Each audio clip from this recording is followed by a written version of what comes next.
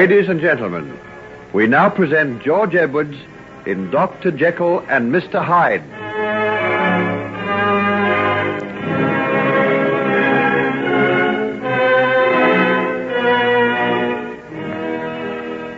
While in his final year at college, the baser side of Henry Jekyll's nature asserts itself, and he induces a younger boy to embark with him on an illicit affair with two girls from the local village. Henry escapes detection, but young Markham is caught and expelled. This ends in tragedy as Markham falls from a high tower during a scene of fierce recrimination between himself and Jekyll. Henry is sick with horror at the results of his deed, but safeguards himself from detection by getting rid of the girl who has been his companion in the escapade, sending her to London with the promise of joining her there later on. This he fails to do, and the unfortunate girl is driven to taking work at a very disreputable cafe in the lowest part of the city. Meanwhile, Henry's college days have come to an end, and we see him at home on his father's country estate.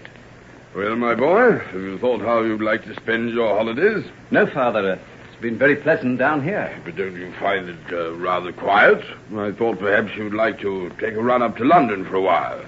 I'm sure Mr. Utterson and Margaret would be glad to have you come and stay with them. London? No, not London. But why? There are all sorts of things you could find to do there. You've been working very hard at college. Why not have a little relaxation, such as theaters and things? Margaret's getting to be quite a young lady about town now. I'm sure she could show you around. Margaret? How old is she now? 17, is it? 17 next month. Oh, she's a very lovely girl, Henry. Yes, very lovely. She came to the inter-college sports. I was the cause of quite a bit of envy from the other fellow. I'm sure she'll be disappointed if you don't go and stay at their place. Oh, please, Father. I don't know why, but, well, I feel I can't go to London just now. The place depresses me. It's so vast, so full of human beings struggling and jostling one another. Well, it seems to chill me somehow. There's so much suffering there, so much unhappiness. But you don't want to let these things get you down. Of course there's suffering and unhappiness and poverty and want. There always will be as long as human nature remains what it is. That's it. Human nature. The noble and the base, the ugly and the beautiful. Oh, if only we could change it all. My dear boy, you're not going to try and grapple with the universe, are you? Is this why you're going to take a course in science as well as medicine when you go to the university? Oh, no, I don't flatter myself that much. Science attracts me because of the enormous, undreamed-of possibilities it has. Possibilities, yes. But what kind? Everybody knows a lot of good has been done by science, but we owe the implements of modern war to the chemists working in the laboratories, no less than we do the most enlightened discoveries of our age. Oh, that's because we don't know enough. We're just coming out of the jungle, Father. And we're still more than half beast. But someday man will free himself from the beast, and we'll see a new being arise. A man no longer tormented by the awful conflict of good and evil. A man who, for the first time in history, will be a fully developed human being. And do you think science is going to do it? Oh, well, I'm sure that without science it will be impossible. Other things will help, but science most of all. These are very serious thoughts for a man as young as you, Henry. What made you turn to them? Oh, disgusted myself, principally. What? Father, you understand me. You know me better than anyone else. I don't have to explain to you, but... oh, sometimes I hate myself so much that I can hardly endure the thought of going on living with a creature who can be so vile as I. My boy, what's this you're saying? What can you have done?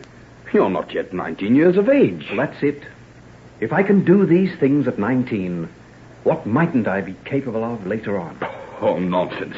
You're run down, been working too hard, and you've got morbid. Then that affair of young Markham... Oh, for pity's sake, don't mention him. Why, what's the matter, Henry? Don't you see? Oh, don't you see? I killed young Markham. You what? For the love of reason, what's this madness you're talking about?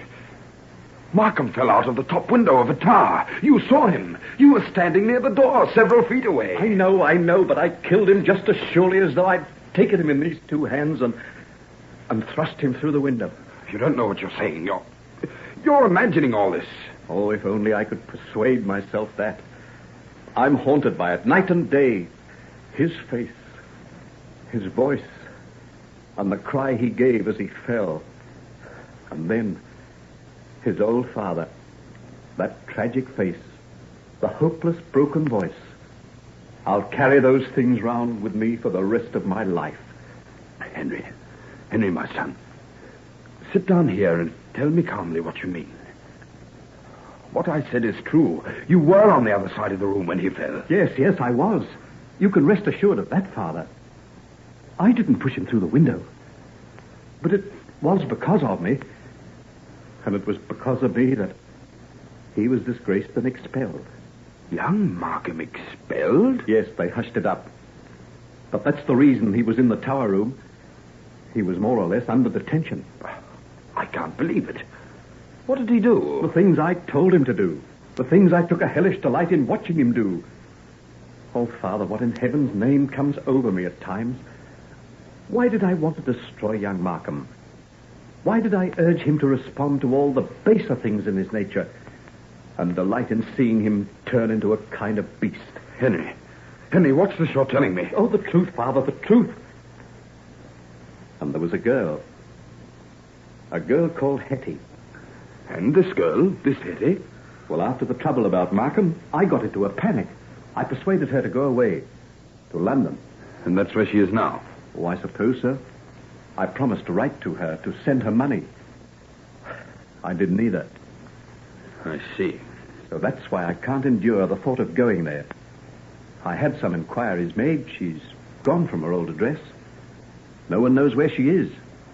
But she's somewhere in that great city, alone, penniless. And I sent her there. Well, no doubt we can have her traced and do something for her if it worries you. But she'll find some way of looking after herself. That kind of person always does. But what kind of way? Whatever are you two sitting here in the dark for? Why don't you light the lamp? Oh, please don't, Mother. No, not just yet. Why, dear, what's the matter with you? You sound quite upset. Well, there's nothing wrong. We've just been having a quiet talk together, that's all. The afternoon mail's just come and there's a letter from Margaret. She's wondering if you're coming up to London, Henry. No, I'm not. But Henry's a little overstrung after all those hard weeks of work for his examinations, Marion. I was going to suggest that we might go up to Scotland for a week or two. Sir Roland has offered me his shooting box several times. How would you like that, Henry? Just the two of us? If you like. Oh, I'd like that. I'd like that better than anything else on earth. But, Henry, what will Margaret think? She's been expecting you. Oh, let her think what she likes. Nothing on earth is going to get me to London now.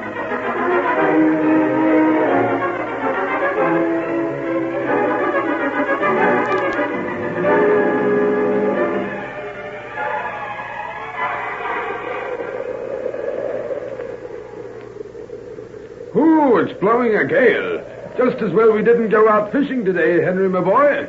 It's the worst of the coast round here. These storms blow up at a moment's notice. What's that group of people doing down there on the sand? Why, they're watching something.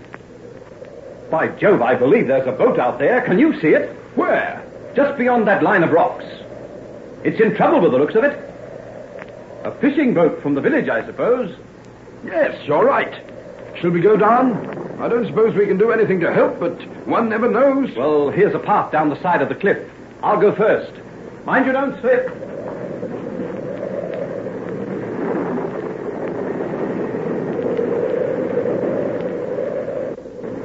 Oh, Lord, have mercy on us. But it's dashed to pieces they'll be on those cruel rocks. What's wrong? The men out there in trouble? Aye, that they be. Jeannie's good man here and two others. They've been battling against the storm this last 2 hours now, and not a bit of headway can they make. Oh, it's gone, the sail's split. There's not to save them from the rocks. Aye, it's erected itself, it hasn't it, sunk? Hey, but look, it's heading for them rocks. The wind's catching it, and the waves are dashing over it every minute. Oh. And if you can see them, they're clinging to their mast. One's still got their rudder in his hand. Oh, this is horrible. Can't anything be done to save those men? No boat could live in that sea, Henry. They'll be on those rocks in another few moments. Oh, look. Why, they're on them now. They're dashed to pieces, the poor devils, to die like that in sight of their very homes. Surely something can be done. Nothing short of a miracle will save those poor fellows now. Where are all the men? Can't someone take out a lifeline to them? There's naught but old ones and bairns in the village today. There's as young and he'll be all a war. Oh, where's the lifeline? Have you got one long enough? Henry, what are you thinking of? Is that over by the boat shed? Aye, that's it. But you're never thinking of swimming out in that sea. Oh, bring it down. Hurry, hurry. Henry, you can't. Yes, I can. I've swum in seas like this before. Send those women away. I'm going to strip off my clothes. No, Henry. Think what you're doing. You can't. You mustn't. Father, this is a thing I've got to do. If I stand by and let them drown, oh, Father, can't you understand? Yes, I think perhaps I do. God be with you, my son. God be with you.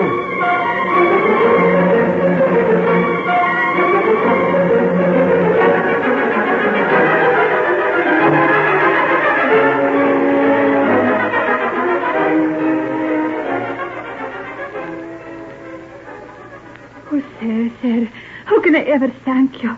And he's a grand young man no worse today. What did the doctor say about him? No bones broken, Jeannie. He's badly bruised and cut about, but it's a miracle how he escaped with so little hurt. A miracle it is. It had been an angel of God come down from heavens to save my man, and the others with him. He couldn't have been more blessed in our eyes. I'll pray for him. That I will every blessed night of my life, and my bairns too. Can I do anything to help? For boy, I could tend him while he's so poorly. His mother and a friend are coming up from London tonight, thank you, Jeannie, but if you'll just pray for my boy, that would be a great thing. I'll tell him when he gets better. I think that he'll be glad to know. Yes, very glad to know.